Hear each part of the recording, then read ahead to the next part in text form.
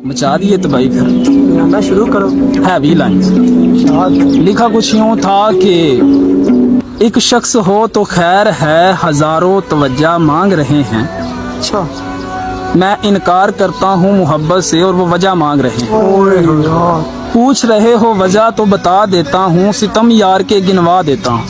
And बात। एक ही शख्स पे मोहब्बत तमाम कर दी मैंने, इस दिल में हर किसी की ख्वाहिश हराम कर दी मैंने। ओए ओए ओए। अब चाह कर भी दिल किसी पे आता नहीं है, अच्छा।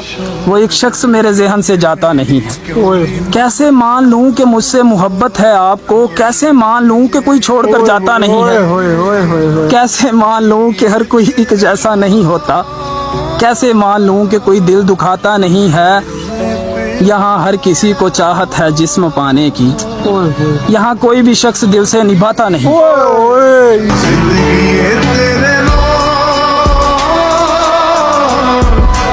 मेरा